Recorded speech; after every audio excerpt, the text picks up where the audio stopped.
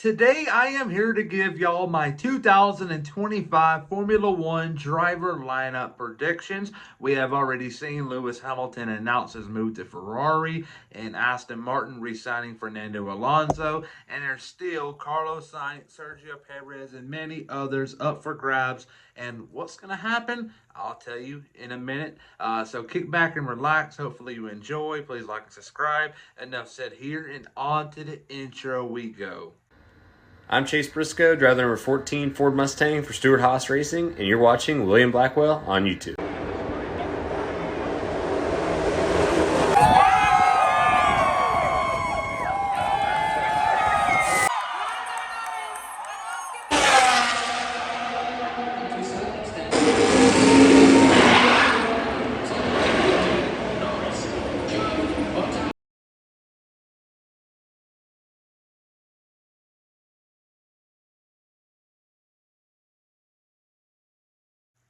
I hate to be that person, but I am going to be that person.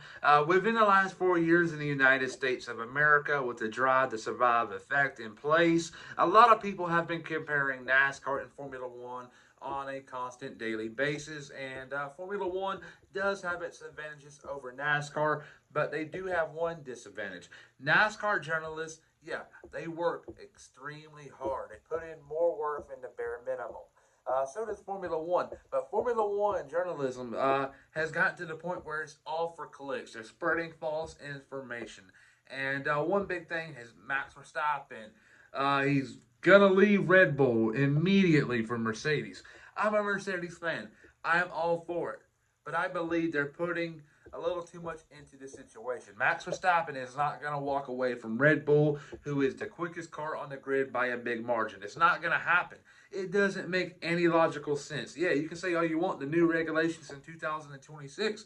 Well, yeah, Mercedes are going to go back up. This new regulation is going to favor like the 2014 one, where we saw Mercedes take that big leap over Red Bull. But Red Bull is still going to be competitive. I don't care what way you look at it. Max Verstappen is not leaving Red Bull at all. You can put that talk to the side. Sergio Perez is going to be alongside him. He is doing enough right now to retain that seat, and I believe he's going to sign a long-term deal. So there you go there. Ferrari, you got Charles Leclerc and Lewis Hamilton. That's going to be a solid lineup, but I am afraid we're getting a little bit of a foreshadowing right now of Carlos Sainz and Charles Leclerc, where Charles Leclerc right now is being dragged by Carlos Sainz. Will Lewis Hamilton do that to him? That is going to be an interesting situation to follow as the year goes on. Right here, now you got Mercedes. Yeah, you got George Russell. They're going to bring in the Spaniard Carlos Sainz. We saw Fernando Alonso re-sign with Aston Martin. And are you going to get Kimi Antonelli or Sebastian Vettel? I think Vettel is more likely than Antonelli at the moment, just because of the fact that his F2 car is not as quick. Prima, they used to be the powerhouse of Formula 2, but for some odd reason this year, they're behind the eight ball, and it's hard to kind of digest Kimi Antonelli's progress because you don't know. You just really don't know if the car is that bad. So I believe they're going to hold off for him for now, but they will put him into Williams. I'll talk more about that in a minute. But yeah, Mercedes gets Sainz and Russell. All right, you got McLaren sticking Piastri and Norris.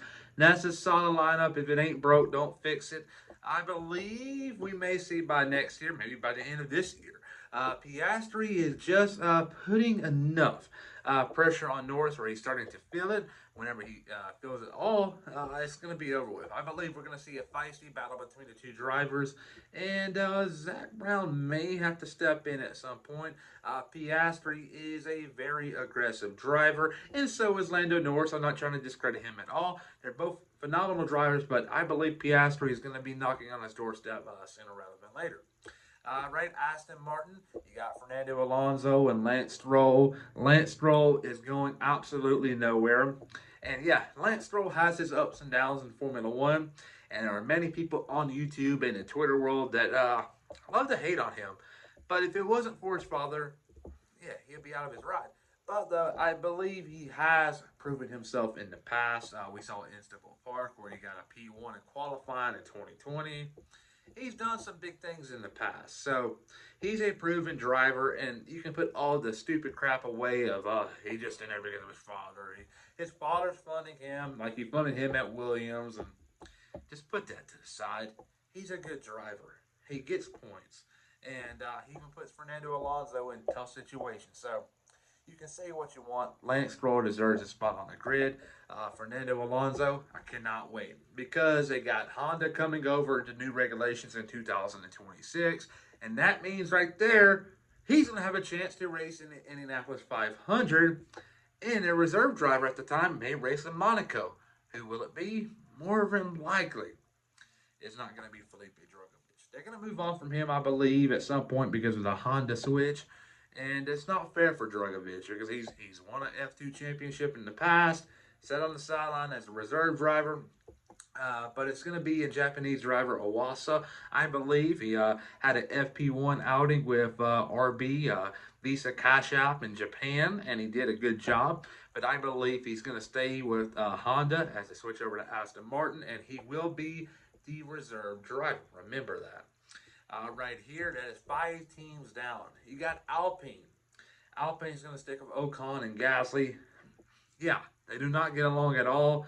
But there's one of them is not better than the other, if that makes sense. They're both equal drivers, and on their best days, they're just tenths of a second apart. They're really close timesheets. So I don't think Alpine is going to move on quite yet. I believe they're going to make a big change in the offseason. I believe they will make a significant change, and they may move on to a new team principal, and they may go after someone that's more experienced, if you will. And one name to keep an eye on is Mattia Binotto, but he has been rumored to be going to the Audi F1 team in 2026. But what does that mean for Alessandro Bravi?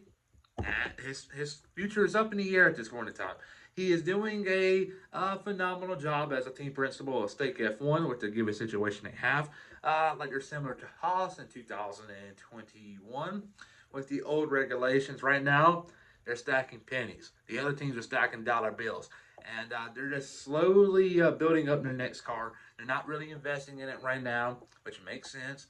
But yeah, though, for the situation he's been given, he's doing a phenomenal job.